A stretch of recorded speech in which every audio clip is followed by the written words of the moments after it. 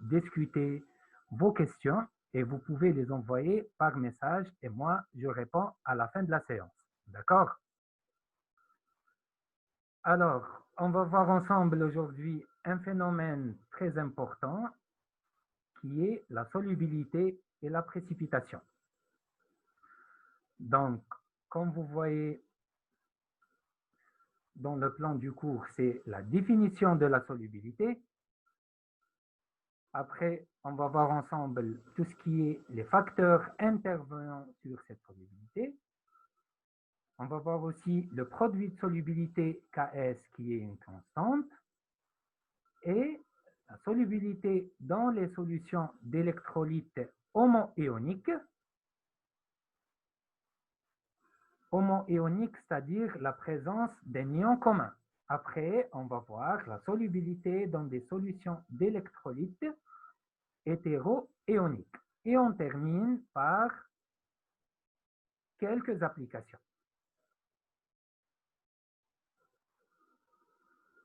Voilà.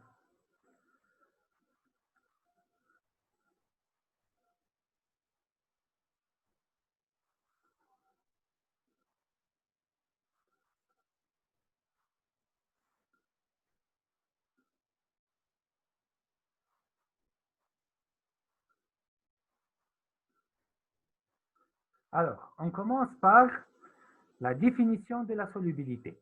Qu'est-ce que la solubilité? La solubilité d'un composé pur dans l'eau est la concentration de ce composé dans une solution aqueuse saturée. C'est-à-dire, c'est la concentration maximale d'un composé ou d'une substance dans un solvant, soit qu'il soit de l'eau ou d'autres solvants organiques ou des solutions aqueuses. Alors, je prends l'exemple toujours du café et du sucre. Si par exemple, j'ajoute dans du café, j'ajoute du sucre tout en agitant, des petites quantités tout en agitant, quel est le but de l'agitation? Le but de l'agitation, c'est pour augmenter la surface de contact entre le solvant et le composé.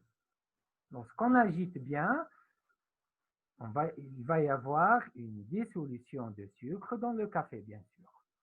On ajoute encore de sucre, il va y avoir aussi la dissolution de sucre jusqu'à un point où on peut ajouter une petite quantité. Il va y avoir un autre phénomène qui est la précipitation de sucre. À ce stade-là et à ce moment-là, on dit que le café, il est saturé.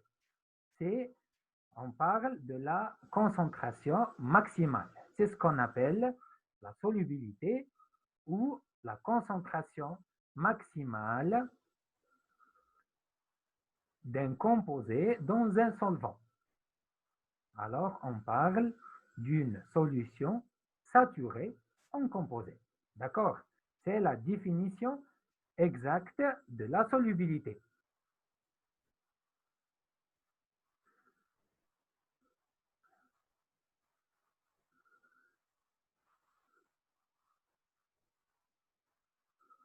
Alors, cette solubilité, elle peut être modifiée par plusieurs paramètres. Donc, on va voir ensemble les paramètres qui peuvent modifier cette solubilité. Alors, parmi les paramètres, on va étudier la température. La température peut modifier la solubilité. Donc, comme vous le savez, il y a des réactions qui sont exothermiques. Il y a des réactions aussi qui sont endothermiques. Alors, si la chaleur de dissolution est positive, donc le corps dégage de la chaleur en dissolvant, là, on parle d'une réaction exothermique, c'est-à-dire la chaleur, cette réaction va dégager de la chaleur. Donc, dans ce cas-là, la solubilité diminue lorsque la température augmente. Je répète, si par exemple on a une réaction exothermique, c'est-à-dire cette réaction va dégager de la chaleur. Lorsqu'on va augmenter la température, automatiquement l'augmentation de la température va provoquer une diminution de la solubilité, c'est-à-dire la réaction tend vers diminuer la température, c'est-à-dire vers le sens inverse de la réaction, donc cette solubilité diminue.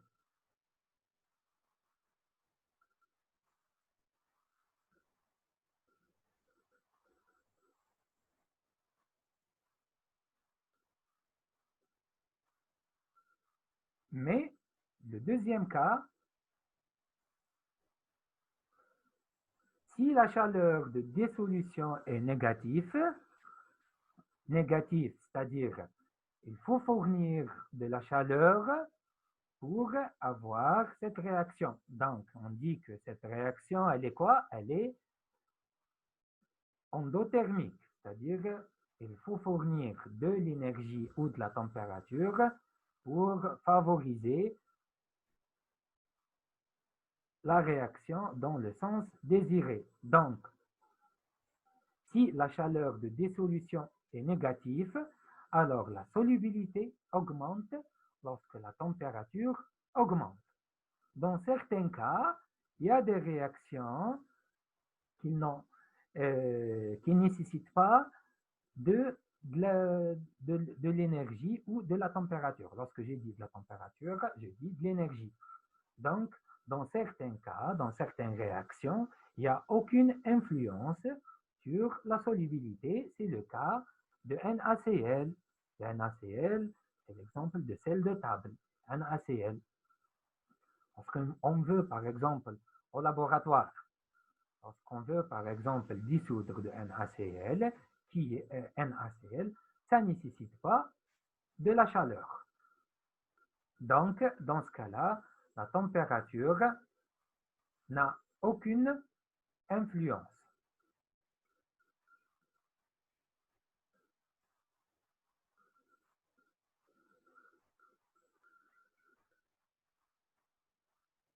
Alors, maintenant, il y a d'autres facteurs qu'on va étudier et on va voir l'influence de ce paramètre sur la solubilité, qui est l'état physique de la matière. L'état physique de la matière.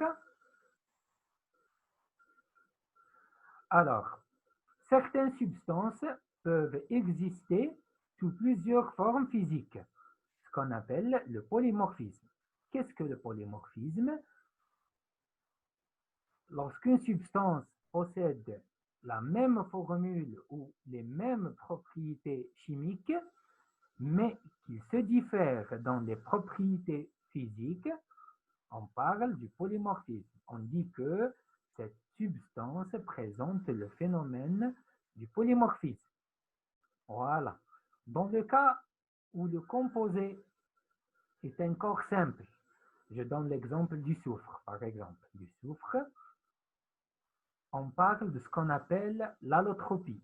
Il y a plusieurs formes qui ont la même formule qui est le soufre, mais l'organisation dans le réseau se diffère d'une forme à une autre. Dans ce cas-là, on parle de forme allotropique. Mais lorsque le corps est composé, c'est le cas par exemple qui est mentionné dans le diapo, l'oxyde d'arsenic, on parle du polymorphisme. Il y a le polymorphe 1 qui présente une forme cristalline, le deuxième polymorphe qui a une forme vitreuse. Donc, comme vous voyez, ils ont la même formule chimique, mais la différence, c'est dans l'organisation de ces composés dans le réseau. Il y a ce qu'on appelle une forme cristalline. Il y a une deuxième forme, c'est une forme vitreuse. Comme vous voyez, la forme cristalline possède une solubilité. Elle est très importante par rapport à la forme vitreuse. Il y a aussi un autre paramètre qui peut modifier et qui a une influence sur la solubilité, c'est le degré d'hydratation. Comme vous voyez, j'ai pris l'exemple de sulfate de calcium.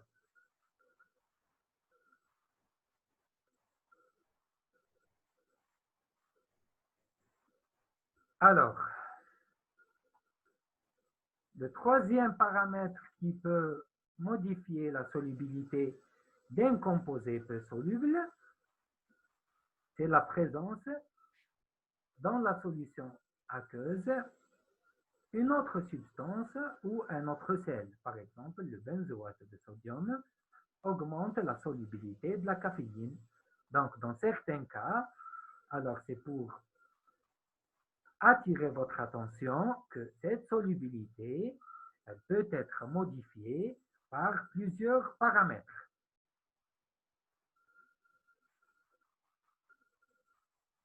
Alors, après, on va voir tout ce qui est produit de solubilité et la détermination du Ks. Le Ks est une constante qui désigne le produit de solubilité. Alors, lorsqu'on parle d'une solubilité d'un sel peu soluble, je prends l'exemple de chlorure d'argent. Chlorure d'argent qui est un sel peu soluble. Lorsqu'on va ajouter, on va mettre la GCl qui est le chlorure d'argent dans l'eau, il y a un équilibre qui va s'établir entre le chlorure d'argent qui se dissout en donnant les ions Ag+, et Cl-, il y a une petite quantité qui se précipite. Donc, il y aura un équilibre qui va s'établir entre la quantité dissoute et la quantité qui reste solide, on peut dire solide ou qui va se précipiter. Alors, je lis ce qui est mentionné dans le diapo. Un composé peu soluble comme le chlorure d'argent avec l'eau. Une très petite quantité passe dans le solvant, ce qu'on appelle la dissolution d'une petite quantité, et l'on obtient une solution saturée de sel. En réalité, il se produit deux phénomènes. Alors, ce que j'ai dit précédemment, c'est la dissolution, donc une petite quantité passe en solution, et une petite quantité qui va se précipiter. C'est la reprécipitation. Et on aura l'équilibre, comme vous voyez, AgCl solide. Et la deuxième partie, c'est la partie dissoute. On aura la libération des ions Ag+, et les ions Cl-.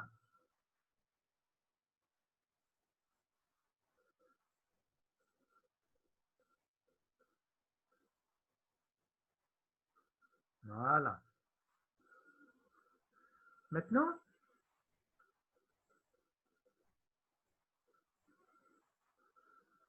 alors, la vitesse de dissolution, on a dit qu'il y a un équilibre entre la quantité dissoute et la quantité qui se précipite. La vitesse de dissolution ne dépend que de la température. Si par exemple, on va admettre qu'on a une température bien fixée et déterminée, cette constante, elle peut être s'exprimer et la vitesse de la dissolution, elle peut être s'exprimer qu'en fonction d'une constante qui est le K1. On va admettre que le K1, c'est une constante. Donc, la vitesse de dissolution ne dépend que de la température. Si cette température est constante, donc la vitesse de dissolution, elle est exprimée qu'en fonction d'une constante qui est K1.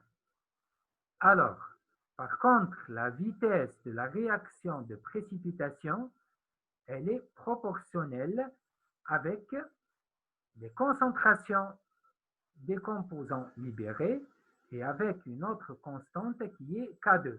Là, je suis en train de vous montrer la démonstration de la formule générale du produit de solubilité. Là, c'est la démonstration.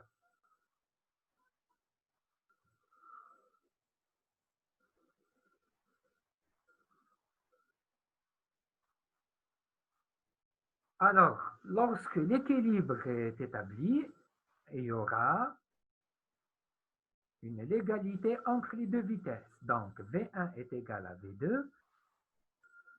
Alors, on va supposer que K1 sur K2 est égal à Ks qui est la valeur qui correspond au produit de solubilité.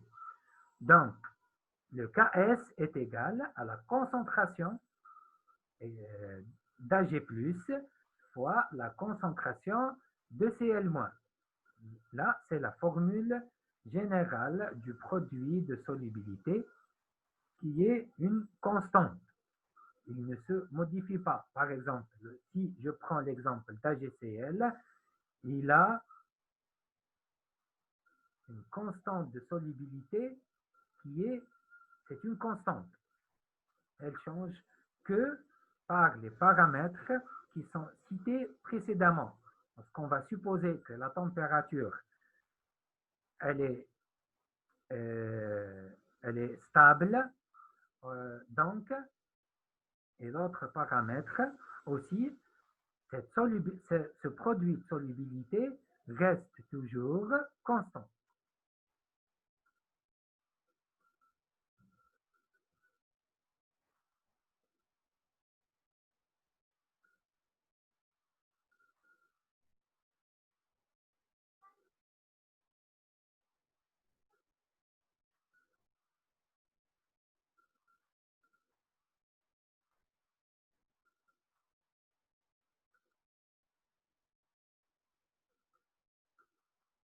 Alors,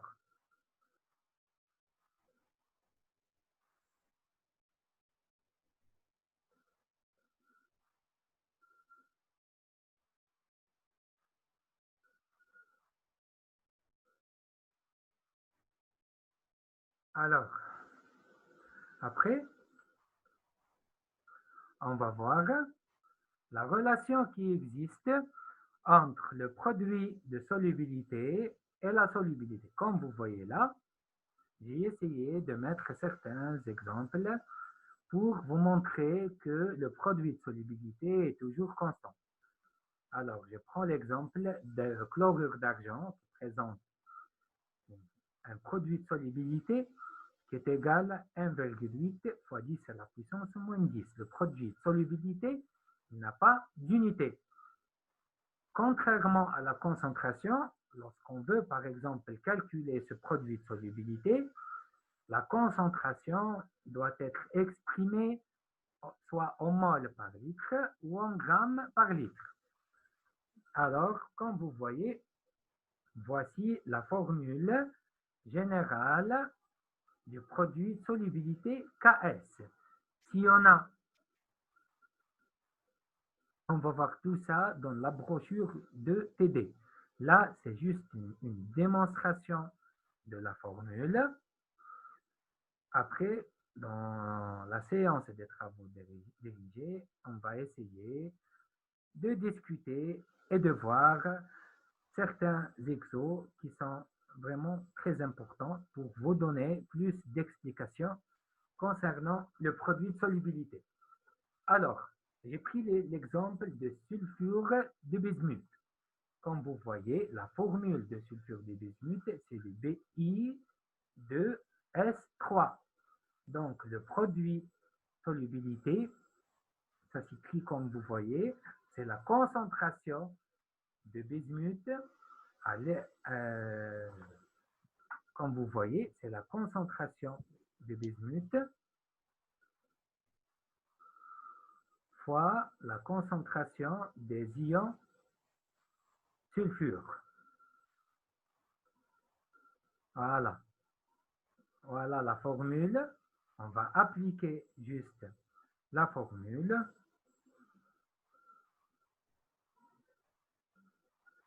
Voilà. C'est le produit de solubilité.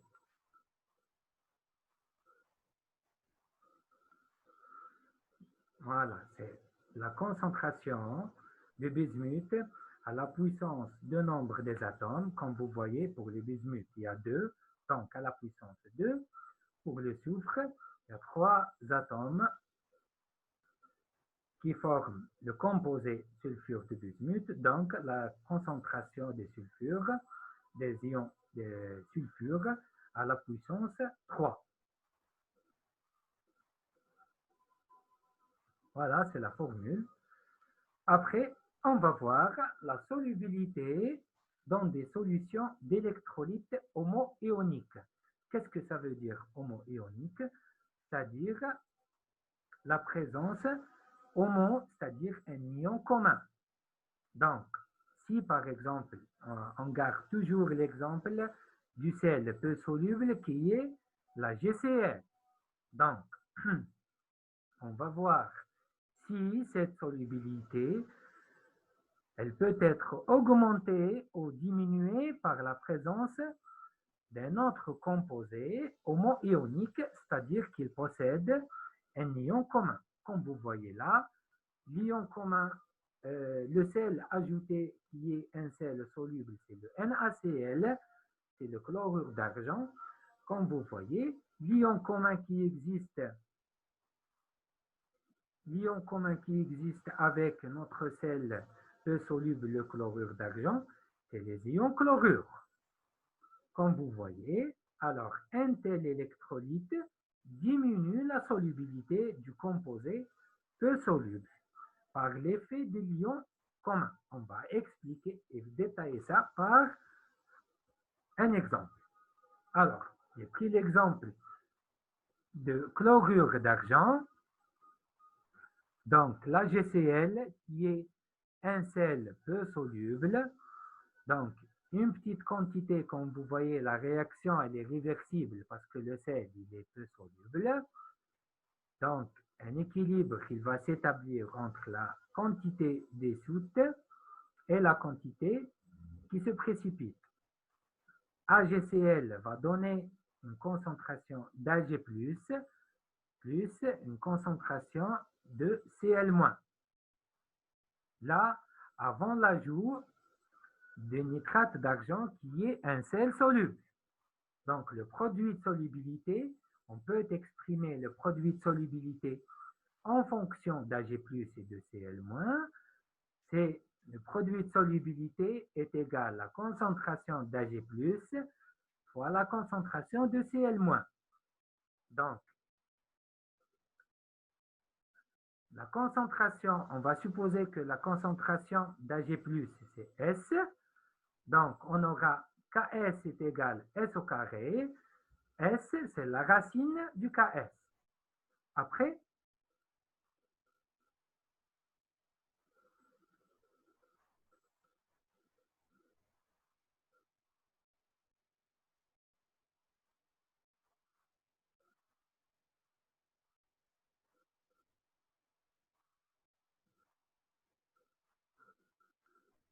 vous m'entendez? S'il vous plaît, j'espère que vous arrivez à me suivre. Lorsque vous trouvez une petite difficulté, essayez de me signaler par message pour que je répète la partie que vous voyez qu'il y a à peu près une ambiguïté. D'accord? Alors, maintenant, on va voir la solubilité dans les solutions d'électrolytes hétéro-ioniques. Ça veut dire quoi hétéro-ionique? C'est-à-dire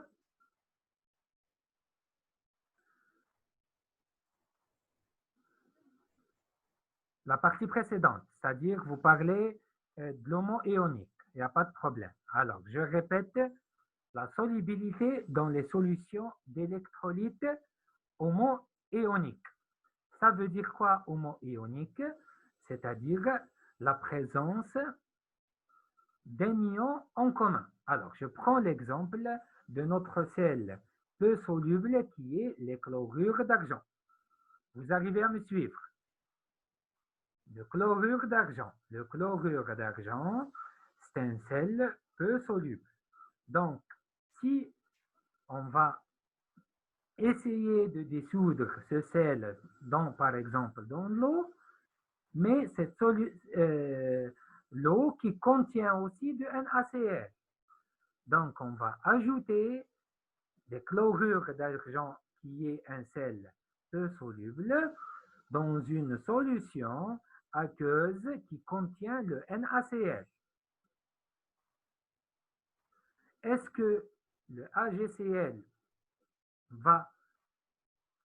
la solubilité de AgCl va augmenter en présence de NaCl ou cette solubilité va diminuer en présence de NaCl? C'est la question qui se pose. J'explique. Alors, on commence d'abord par mettre les chlorures d'argent dans l'eau sans ajouter le sel soluble. D'accord? J'ai pris l'exemple d'AgCl et le nitrate d'argent comme sel soluble ou je peux utiliser aussi le NaCl. C'est la même chose. L'essentiel, c'est d'avoir ajouté un sel soluble qui a un ion commun. Alors, j'ai pris l'exemple d'AgCl comme sel peu soluble. Je mets l'AgCl dans l'eau tout en agitant, bien sûr, pour augmenter la surface de contact. On aura un équilibre entre la quantité dissoute et la quantité qui se précipite. C'est clair jusqu'à-là. Après, j'ajoute notre sel, un deuxième sel qui est soluble, c'est le nitrate d'argent. Le nitrate d'argent, c'est un sel soluble. Donc, on aura, comme vous voyez ici, deux sources des ions argent. On a la première source qui provient de la dissolution de notre sel peu soluble.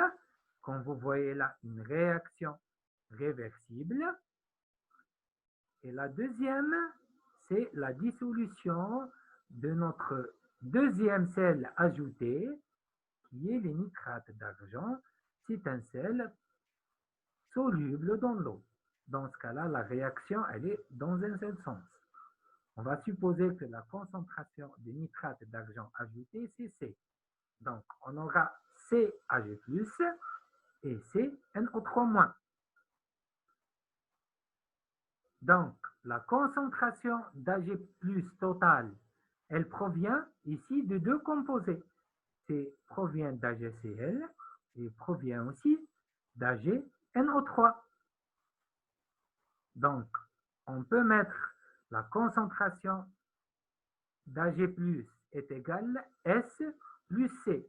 Par contre, la concentration de Cl-, elle reste toujours S.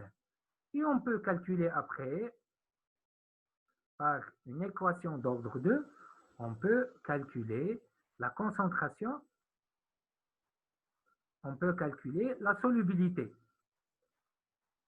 Alors, on a dit que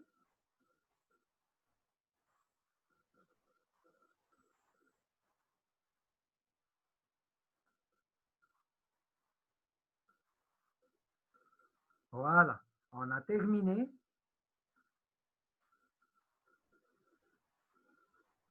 Voilà, c'est lorsqu'on parle d'un ion homo-ionique. Donc, comme vous voyez, un tel électrolyte diminue la solubilité par l'effet de l'ion commun. On peut expliquer ça autrement. Lorsqu'on a pris l'exemple d'AgCl comme un sel peu soluble, lorsqu'on va ajouter un autre composé soluble qui est le nitrate d'argent, donc la concentration d'Ag+ va être augmentée. Donc, selon le principe de Le Chatelier, la réaction tend vers le sens de diminuer la concentration d'Ag+, donc vers le sens 2, donc la concentration ou la solubilité, elle diminue par l'effet de l'ion commun.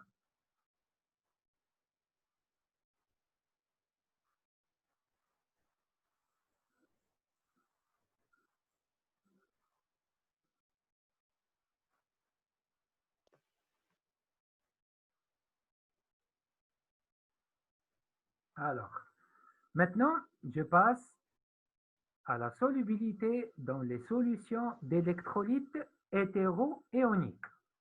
On a vu ensemble l'électrolyte homoionique. Maintenant, on va voir l'électrolyte hétéroionique.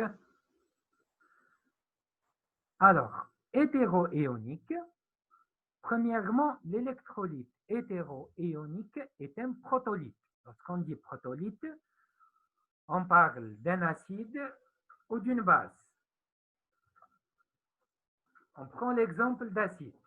Un acide, je lis ce qui est mentionné, après j'explique. Un acide exerce un effet dissolvant sur un sel peu soluble si l'anion de ce sel est la base conjuguée d'un acide plus faible que le premier. C'est le même cas si le protolyte est une base. Alors, j'explique par un exemple. C'est si je prends l'exemple de nitrite d'argent en présence d'HCl, d'HCl plutôt, d'HCl, l'acide chlorhydrique qui est un acide très fort. Donc, les nitrites d'argent qui est un sel peu soluble, toujours on aura un équilibre entre la partie qui va se reprécipiter et la partie dissoute. l'AgNO2 ou la forme dissoute va donner les ions Ag+, plus les ions nitrites, NO2-. Donc, NO2-, c'est la base conjuguée d'un acide, l'acide qui est l'acide nitreux. L'acide nitreux qui est, comme vous voyez, c'est l'HNO2. Donc, la base conjuguée d'un acide plus faible que l'acide ajouté qui est l'HCl. Donc, je retourne au diapo précédent. On a dit que un acide exerce un effet dissolvant, c'est-à-dire la solubilité. Cette solubilité peut être modifiée par l'ajout d'un acide, à condition que l'acide ajouté doit être plus fort que l'acide de la base conjuguée de ce sel. C'est clair ou je répète?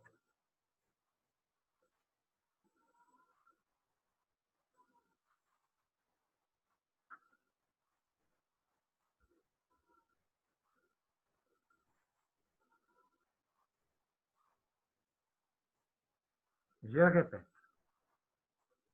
Je répète. Alors, là, on est en train de discuter la deuxième partie et le deuxième paramètre qui peut modifier la solubilité. On a parlé de tout ce qui est électrolyte homoionique. Maintenant, on va voir l'influence d'un électrolyte hétéroionique.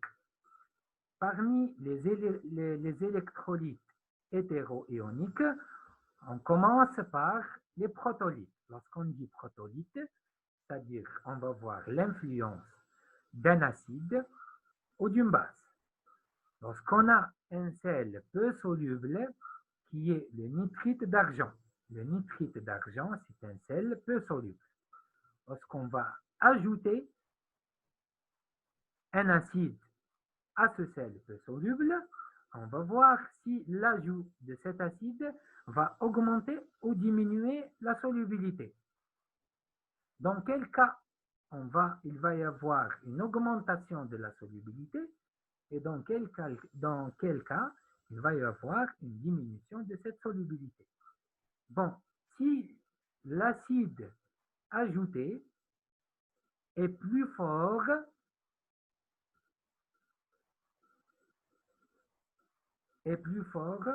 que l'acide de la base conjuguée de ce sel.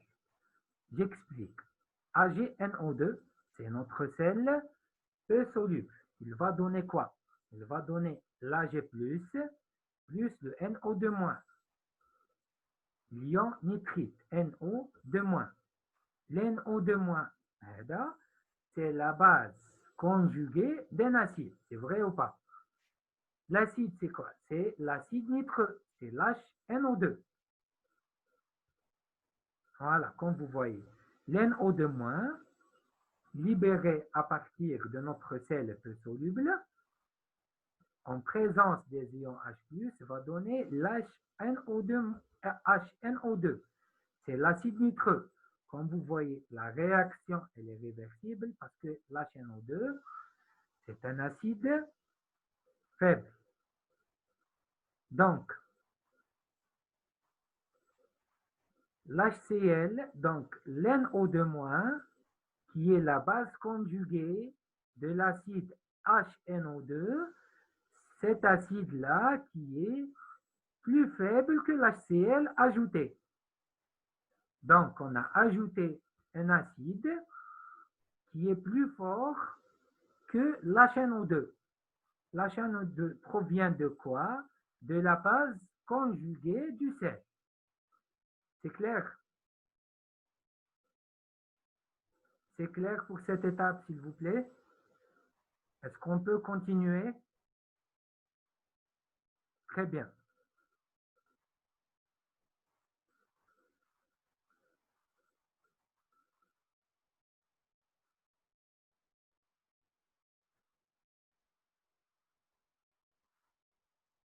Voilà. Donc, c'est la même chose pour déterminer et déduire la solubilité. On va commencer par la formule. Le Ks est égal à la concentration d'Ag+ fois la concentration d'NO2-. C'est avant l'ajout de l'HCl. Donc, S est égal à la racine du Ks. C'est clair. Après, on a ajouté de l'HCl. L'HCl, c'est un acide fort qui va donner H+, plus Cl-. Donc, l'NO2- libéré à partir de notre sel peu soluble, il y a une petite quantité qui reste à l'état libre. Par contre, il y a une autre quantité qui forme le sel qui forme l'acide faible qui est l'HNO2. Comme vous voyez, une réaction réversible. Un acide faible, donc on a une constante d'acidité qui est le Ka. Donc,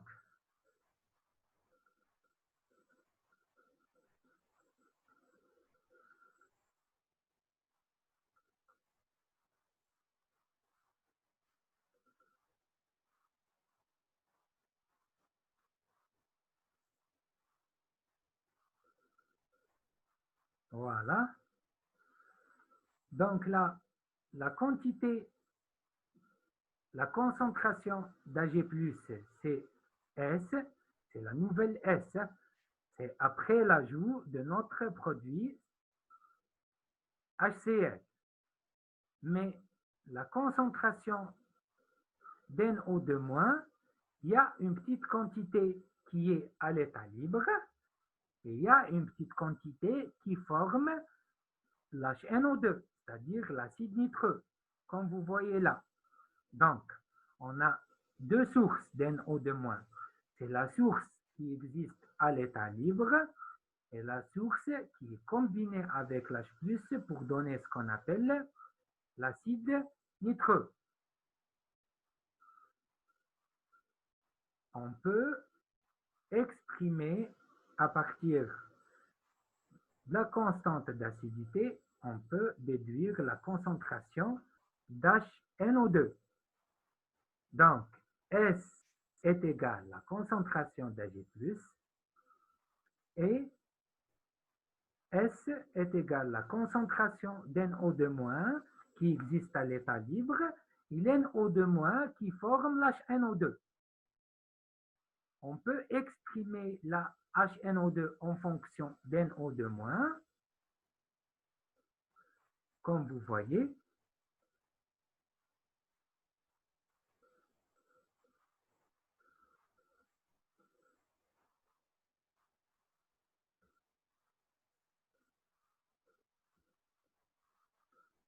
Et voilà, on a déduit la concentration d'NO2- en fonction du S. Après, on va mettre les deux concentrations dans la formule générale pour déduire la concentration S.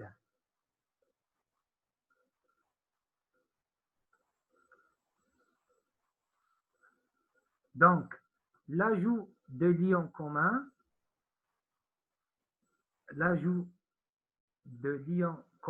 comme vous voyez là, on va voir si la concentration de l'ion commun va augmenter ou diminuer cette solubilité. C'est par rapport à la force des deux acides. Si la différence, alors je vais expliquer ce qui est mentionné sur le diapo, si la différence de force des deux acides et la quantité d'acide le plus fort ajouté sont suffisants, la redissolution est totale. Par contre, la redissolution est totale. C'est le cas, j'ai pris l'exemple d'oxalate de calcium. C'est-à-dire, lorsqu'on va ajouter un sel, un protolyte qui est plus fort que l'acide qui correspond à la base conjuguée du sel, s'il y a une différence très importante, donc la redissolution, elle est rapide, il peut y avoir même une redissolution totale, mais si la différence de force n'est pas vraiment très importante, il y aura juste une accélération de la solubilité sans provoquer la redissolution totale.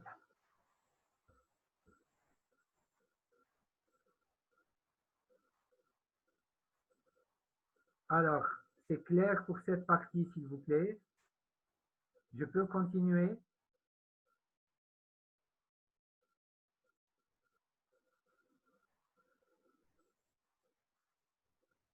Je peux continuer, s'il vous plaît. Fais-moi un signe. Est-ce que je peux avancer?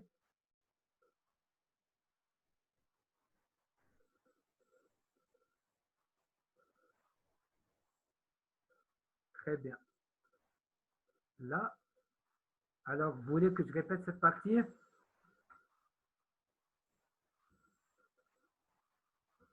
Le dernier point, concernant l'électrolyte hétéroionique.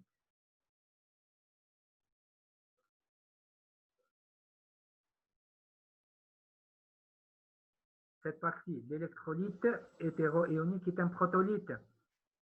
Hein? Je répète cette partie. D'accord. Alors,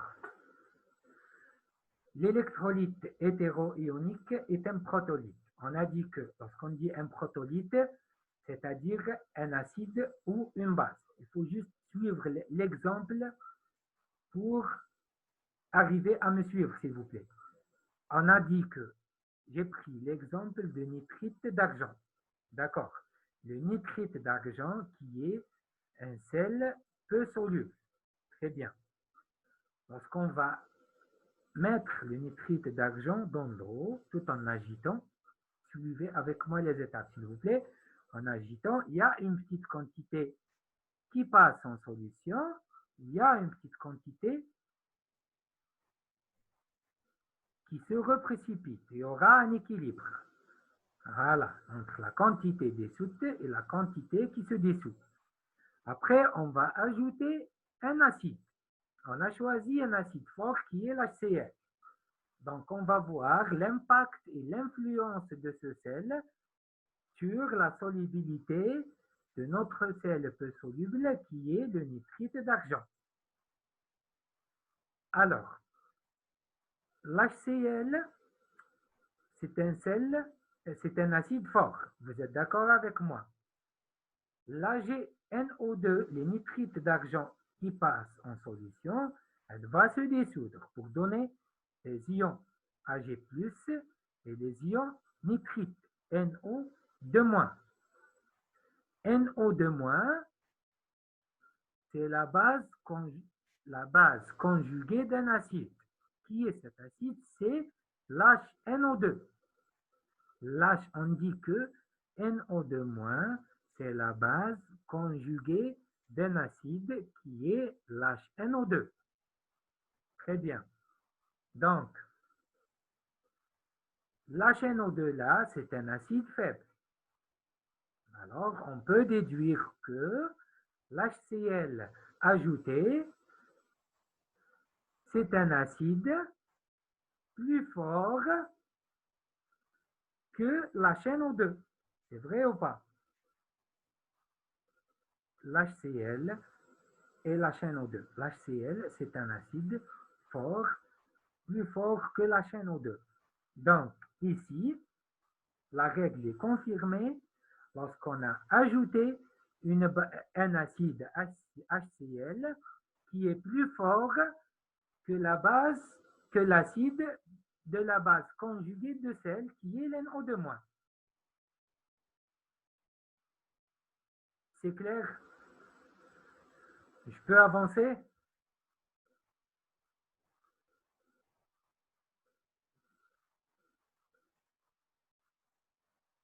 Je peux avancer, s'il vous plaît? Très bien.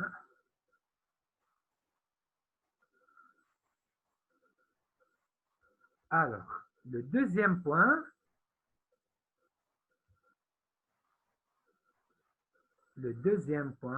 c'est,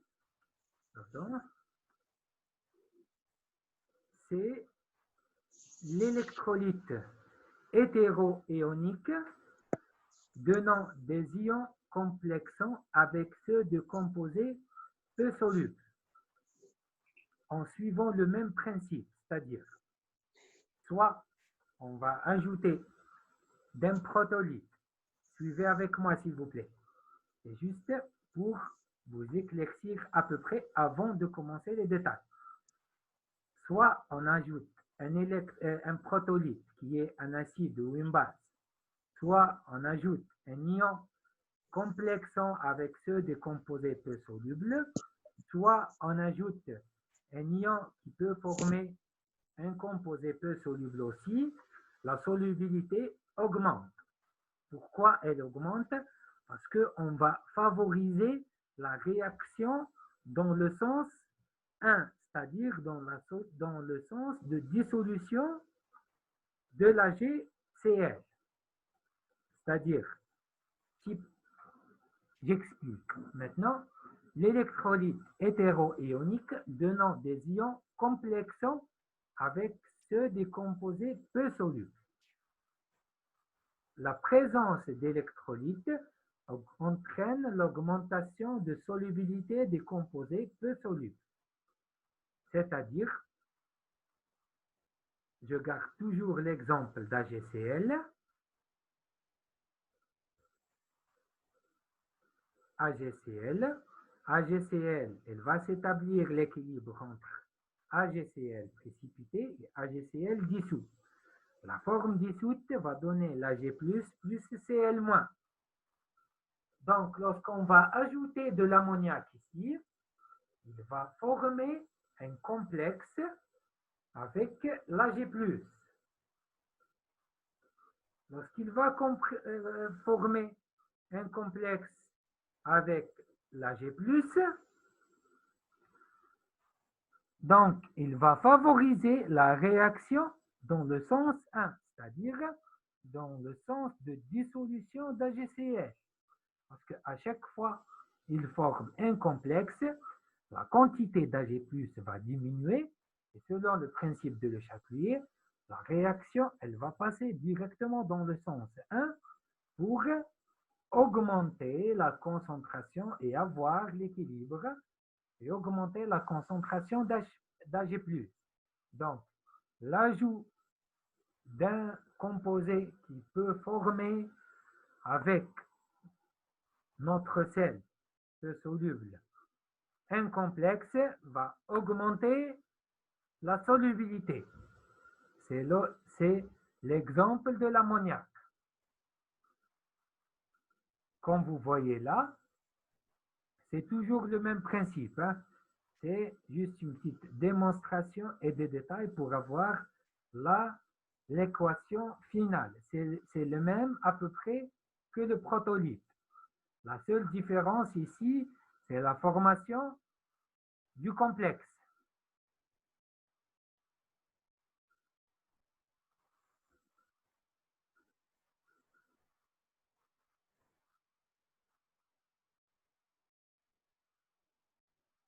C'est la formation du complexe.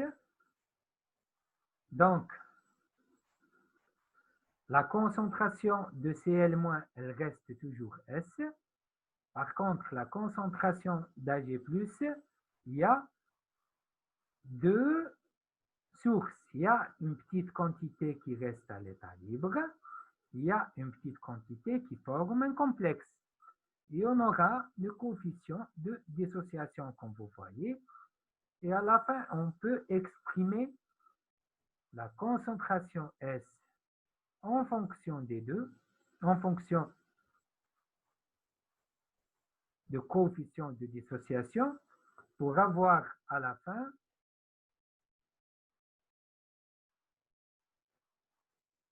que la solubilité est égale à la racine du Ks. Et voilà la formule. C'est juste de mettre à la place de ce complexe-là en fonction du coefficient de dissociation. C'est la même chose que la précédente. La précédente, on a parlé de la constante d'acidité. Là, on parle de coefficient de dissociation.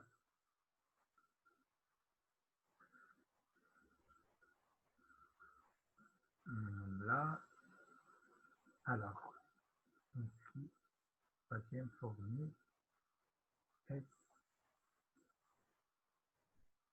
plus. Alors, on a écrit dans la troisième formule 1 plus. Alors là, vous parlez de cette formule. Vous parlez de où il y a le coefficient de dissociation.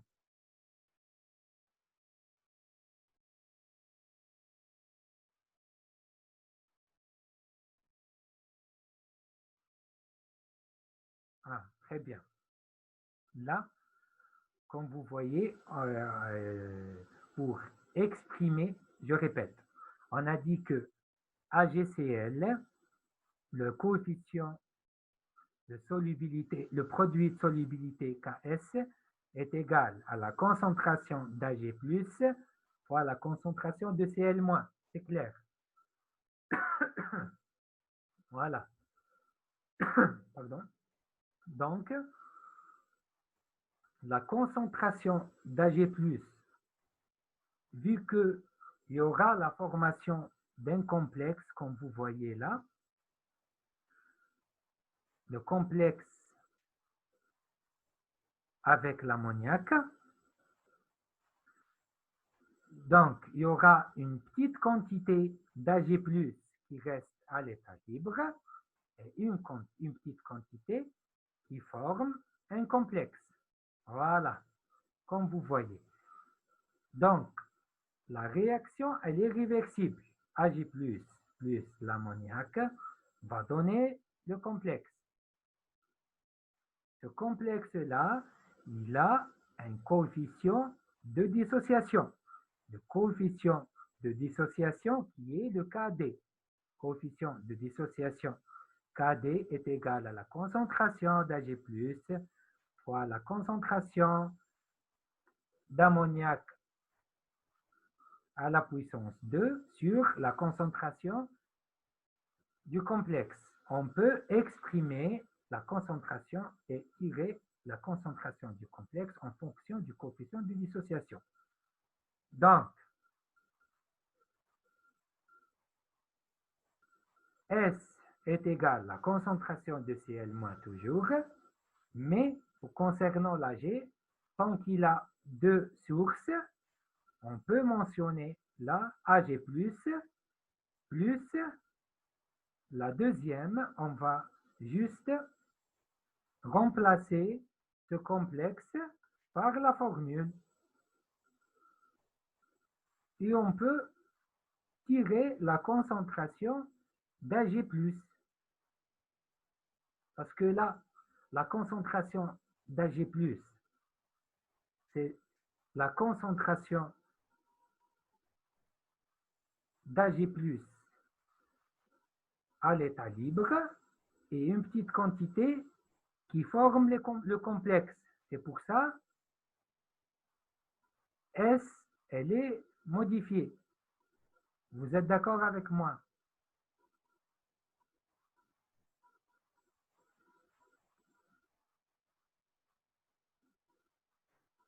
Très bien. Voilà.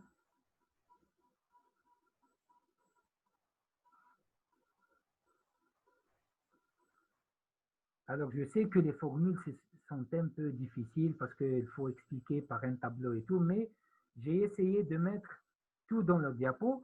Après, lorsqu'on va voir demain la séance des travaux dirigés, vous allez voir que les exercices sont simples et on va expliquer petit à petit chaque exercice. Donc, ne vous inquiétez pas, s'il vous plaît. Juste, vous suivez avec moi le principe de la solubilité et juste, il faut suivre aussi les paramètres qui peuvent modifier la solubilité. Après la formule, vous allez voir tout ce qui est formule dans les travaux dirigés et comment appliquer ces formules pour résoudre une problématique. Le KD est toujours donné. Oui, le coefficient de dissociation est parmi les données que vous pouvez le trouver dans les données, soit dans la brochure de TD, s'il y a un exo qui concerne le coefficient de dissociation, il est toujours constant.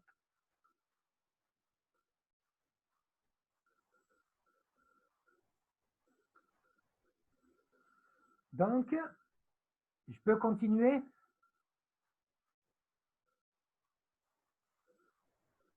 Très bien.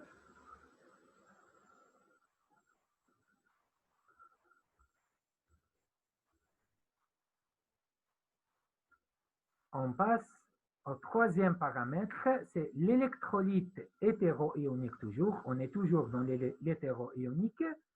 Donne des ions formant avec ceux des composés peu solubles un autre composé peu soluble. Là, on arrive à un point qui est un peu compliqué par rapport au précédent. Je résume. Qu'est-ce qu'on a vu précédemment? On a vu que si l'ion ajouté est un ion homo-ionique, c'est clair. C'est l'effet de l'ion commun. Qu'est-ce qu'on a dit sur l'ion commun? L'ion commun va diminuer la solubilité. Vous devez retenir que la présence de l'ion commun va diminuer la solubilité. C'est clair. La deuxième des choses, c'est l'ajout d'un électrolyte hétéroionique. L'ajout d'un électrolyte hétéroionique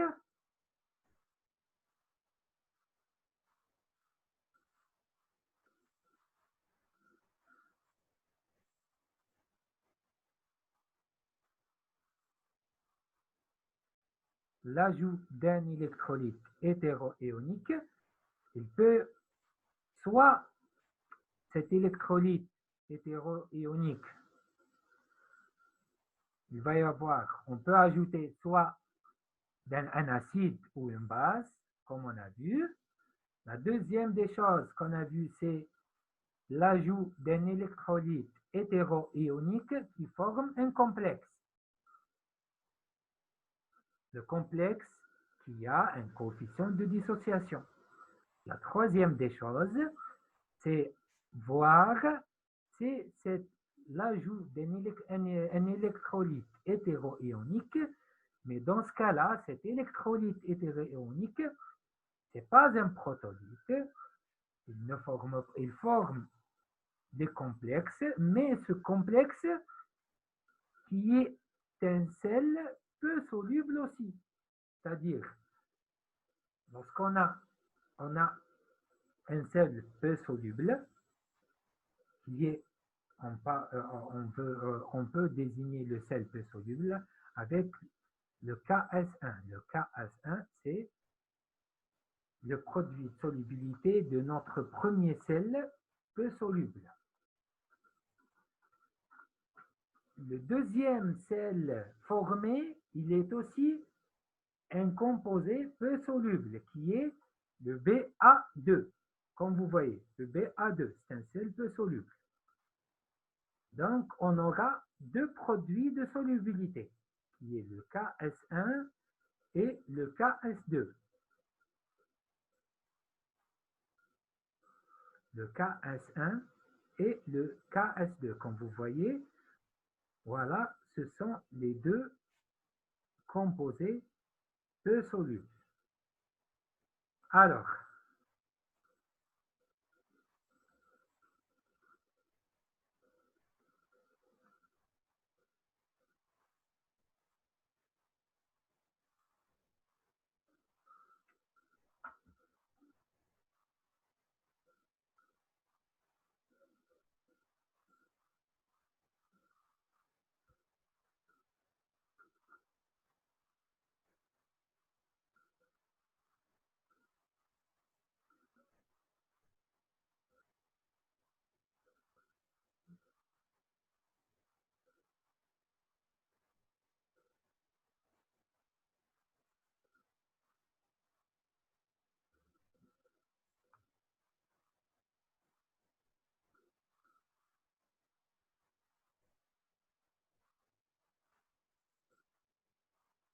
alors, dans ce cas-là, la solubilité du composé peu soluble, dès que sa concentration est suffisante pour faire une précipitation de deuxième composé, dans ce cas-là, il peut y avoir une augmentation de la solubilité. C'est-à-dire, lorsqu'on a ajouté un électrolyte qui forme un composé peu soluble, dans quel cas ce sel peu soluble peut augmenter la solubilité de notre sel. Dans quel cas? C'est dans le cas où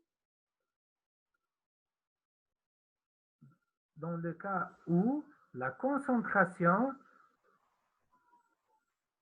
est suffisante pour que le deuxième composé peu soluble se précipite. C'est-à-dire, lorsque le deuxième composé se précipite, dans ce cas-là, on peut dire que la solubilité de notre sel de départ, qui a un produit de solubilité KS1,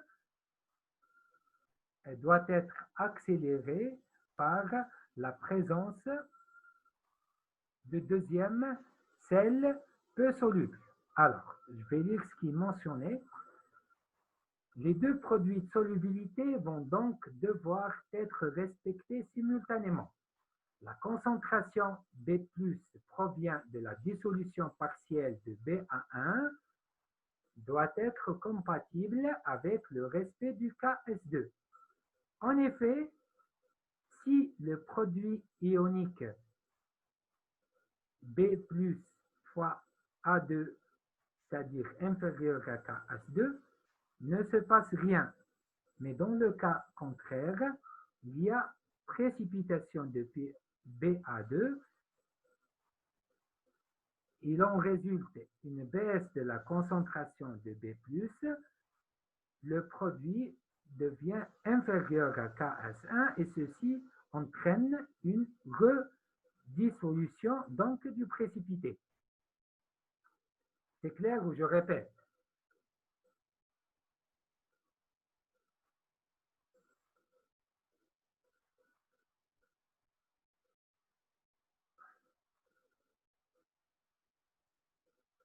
Alors, je répète. La troisième, j'ai dit, elle est un peu compliquée. Il faut juste suivre étape par étape. Alors, on a dit, je résume, on a dit que on a notre sel de départ qui est la GCl, c'est un sel peu soluble. Vous êtes avec moi. AgCl qui est un sel peu soluble. Lorsqu'on va ajouter un autre composé, ce composé va former avec notre sel un deuxième composé peu soluble. C'est-à-dire, on aura deux composés peu solubles, qui est le KS1 et le KS2. Notre but, c'est quoi? C'est voir l'influence de l'ajout du deuxième produit sur notre produit de départ qui est le BA1. Le produit de départ, c'est le BA1. Donc, on va voir l'influence du deuxième produit ajouté par rapport à la solubilité BA1. C'est clair. Lorsqu'on dit BA1, il présente un coefficient ou un produit de solubilité KS1. C'est clair. Le BA1, lorsqu'il se dissout, va libérer le B+, plus A à 1-. C'est clair. Le B+, il va réagir avec le A de moins pour donner un deuxième complexe peu soluble qui est le BA2. C'est le complexe peu soluble. Pour le moment, on ne sait pas si la formation de ce complexe BA2 va augmenter ou diminuer la solubilité de produit de départ qui est le BA1. Donc, on aura le complexe, c'est le BA2. Selon la formule ici, comme vous voyez, si le produit B+, fois la concentration de B+, fois la concentration de A2-, elle est inférieure au produit de solubilité KS2, donc on n'a aucune influence sur le BA1, c'est-à-dire sur la solubilité de BA1. Mais dans le cas contraire, c'est-à-dire la concentration de B+, fois la concentration de A2-, elle est supérieure à KS2, donc on aura une précipitation de BA2. Lorsqu'on a une précipitation de BA2, donc la concentration de B+, va diminuer. Si la concentration de B+, va diminuer, et selon le principe de Le Châtelet, la réaction va dans le sens 1, c'est le sens désiré. Donc, on va augmenter la solubilité, c'est-à-dire S, elle est augmentée.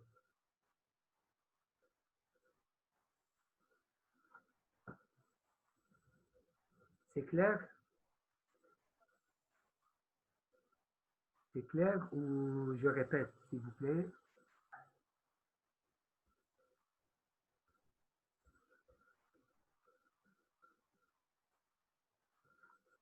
Très bien.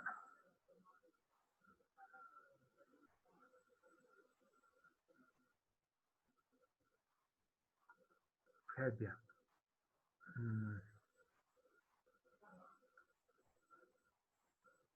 Alors, maintenant, on passe à l'application. Bon, voilà. Exemple, on va essayer de voir un exemple concernant la dernière partie. On va prendre comme exemple les chlorures d'argent comme un sel peu soluble, c'est notre produit de départ, et on va ajouter le thiocyanure de potassium, c'est le KSCN, qui est un sel soluble. Comme vous voyez, la réaction elle est dans le sens 1. Donc, comme vous voyez, l'Ag+ va réagir avec le SCN-, c'est l'ion cyanure. Donc, il va réagir avec pour donner un composé peu soluble.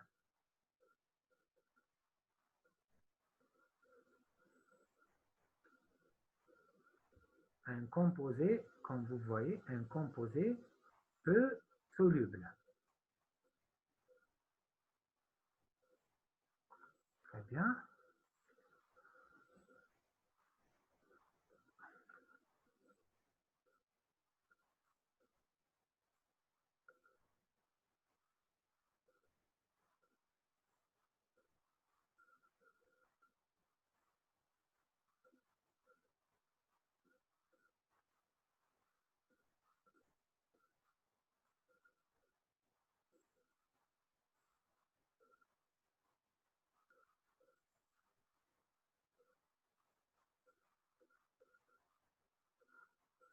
Voilà.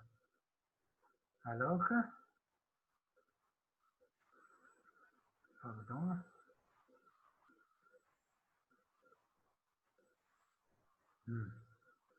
Voilà.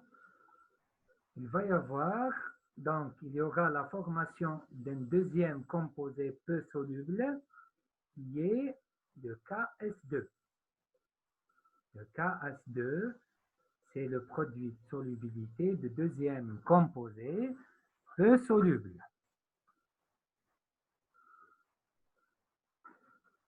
On peut exprimer l'électroneutralité de la solution contenant les ions. C'est-à-dire, lorsqu'on arrive à un stade d'équilibre, il y aura la charge positive est égale à la charge négative. Le but, c'est quoi? C'est d'avoir la solubilité S de notre composé de départ à GCl. C'est clair. On a ajouté un deuxième composé qui peut former un autre composé peu soluble qui est de AgSCN, qui présente un produit de solubilité KS2. Donc, selon l'électroneutralité, arrivant à un stade d'équilibre, les charges positives est égale aux charges négatives. Et comme vous voyez, là, on a une réaction d'ordre 2 et on peut exprimer la solubilité S comme il est mentionné ici. C'est simple.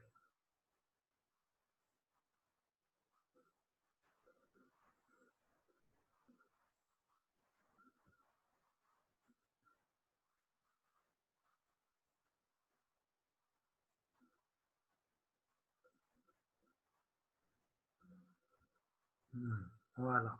Là, on a juste remplacé SCN- par cette valeur. Et après, on va remplacer Ag+ par KS- sur S. Donc KS- et S, elle va faut. C'est juste une démonstration. Ce qui vous intéresse à la fin, c'est la formule. Juste les détails là, c'est pour voir comment faire déduire l'équation et la relation finale de notre solubilité. Mais la démonstration, c'est pour vous. C'est pour voir à peu près comment faire sortir la formule.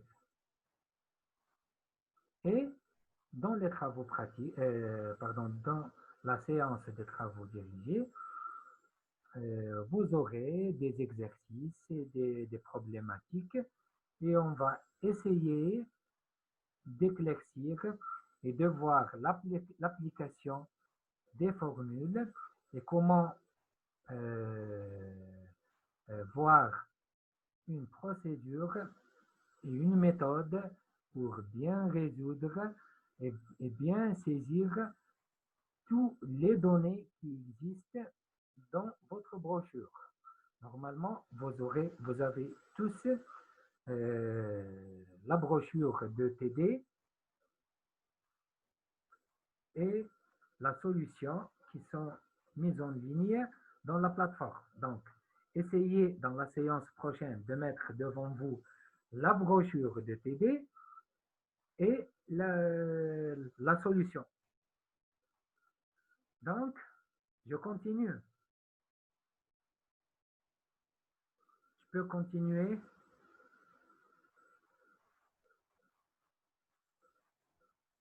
Très bien. Maintenant, on arrive au dernier point qui est l'application. L'application, on a dit que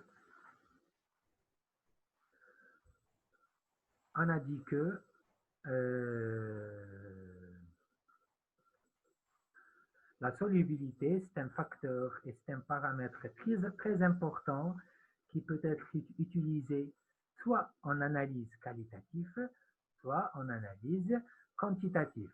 Lorsqu'on dit par exemple l'analyse qualitative, c'est pour voir et pour identifier certains composés. Si par exemple vous serez prochainement, Inch'Allah, dans un laboratoire de contrôle de qualité d'une industrie pharmaceutique, vous allez voir que la solubilité, c'est un paramètre d'identification très important. Parce qu'avant de passer à l'analyse et avant de commencer à identifier une substance, il faut savoir est-ce que la substance elle est soluble et voir comment procéder à mettre en solution cette substance. Je peux vous donner un exemple. Lorsqu'on veut, par exemple, procéder à la mise en solution d'une substance solide bien sûr, il y a une procédure à suivre. Il faut commencer par essayer de mettre cette solution dans l'eau, c'est-à-dire on va essayer la solubilité de cette substance dans l'eau. Si la substance elle est insoluble dans l'eau, on va essayer sa solubilité dans les acides ou dans les bases faibles. Après, si on remarque que cette substance est insoluble aussi dans les bases et dans les acides faibles, on va essayer sa solubilité dans les acides et dans les bases fortes ou dans certains d'autres solvants organiques utilisés. Donc, il faut savoir que cette solubilité, c'est un phénomène à ne pas négliger. Il faut savoir, même dans les travaux pratiques, comment faire et comment procéder à faire une dissolution ou faire une réaction de dilution. Il y a toujours une méthode à suivre. Si par exemple, je peux vous donner un autre exemple, c'est la dilution de l'acide sulfurique. La dilution de l'acide sulfurique, là, je parle de la partie de tout ce qui est pratique. Hein. Si par exemple, vous allez faire une dilution d'un acide fort, qui est l'acide sulfurique, il faut toujours, est-ce qu'on peut mettre l'acide dans l'eau ou l'eau dans l'acide ou c'est la même chose?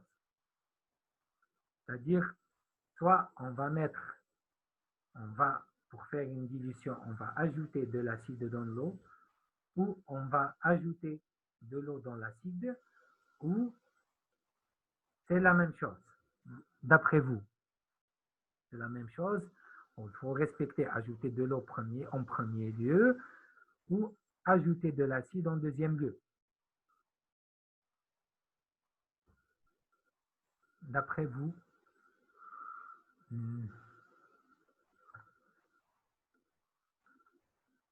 alors, je réponds. Lorsque vous voulez faire, là, je vois l'eau en premier. C'est-à-dire, je mets de l'eau, après je mets l'acide. Je mets de l'eau, après je mets l'acide. Oui. Pourquoi? Parce que dans la chimie, il y a toujours une raison. Pourquoi, d'après vous, on ajoute l'eau après l'acide? C'est-à-dire, vous voulez dire que je prends le récipient, je mets de l'acide sulfurique, après j'ajoute de l'eau. C'est comme ça.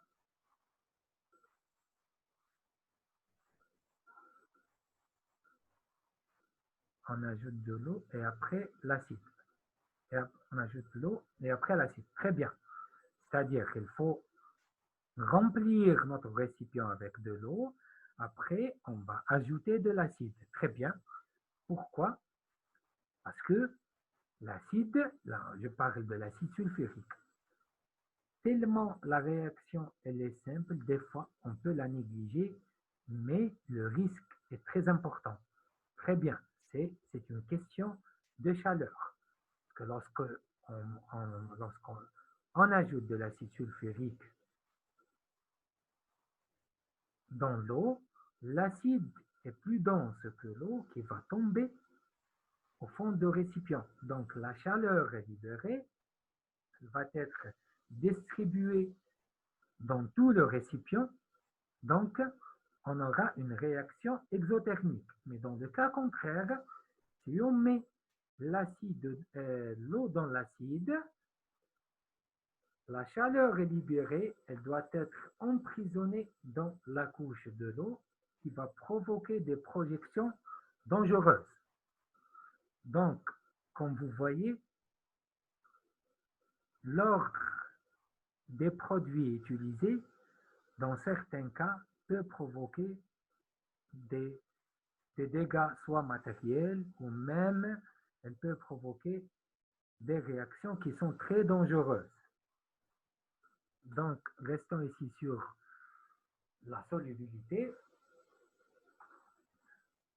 Ce paramètre doit être respecté et très utilisé soit dans les analyses gravimétriques, soit dans d'autres méthodes titrémétriques, soit dans l'analyse qualitative ou dans l'analyse quantitative. Voilà, j'ai essayé juste de citer quelques applications parce que le but, c'est de savoir l'application de ce phénomène au laboratoire et beaucoup plus dans la pratique et euh, voir comment résoudre les problématiques dans les travaux dirigés.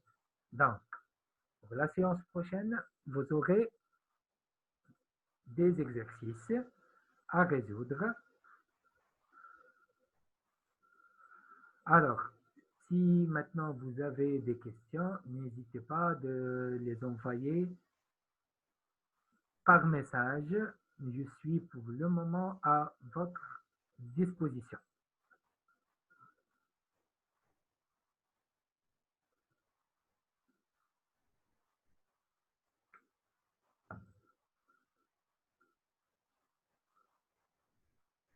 Est-ce que vous avez des questions? Est-ce que vous avez des questions concernant ce cours, concernant la solubilité et la précipitation?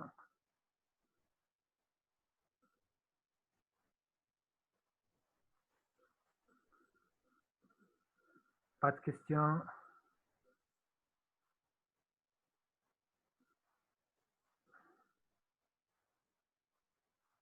Très bien. Donc, je vous remercie pour votre attention. On se voit, Inch'Allah, dans la séance prochaine, dans une séance de travaux dirigés. Dommage, c'est notre premier contact et c'était par Zoom. Mais Inch'Allah, l'année prochaine, lorsque vous aurez,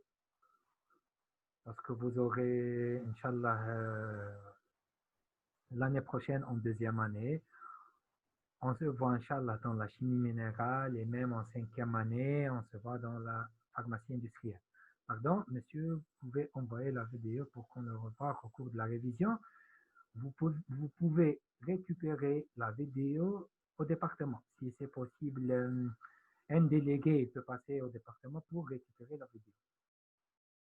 Alors, pour les applications, je répète les applications. L'application, c'est juste voir l'impact de la solubilité pour commencer tout ce qui est analyse qualitative et quantitative. C'est-à-dire, avant de commencer n'importe quelle analyse qualitative ou quantitative, il faut penser d'abord à la solubilité. C'est-à-dire que c'est un paramètre à ne pas négliger, surtout lorsqu'on travaille avec des solutions. Mais il y a toujours une méthode à suivre. C'est-à-dire qu'il faut commencer par de l'eau, tout ce qui est acide et base faible. Après, vous passez à tout ce qui est acide ou base concentrée. Elle est utilisée en chimie analytique, en chimie organique.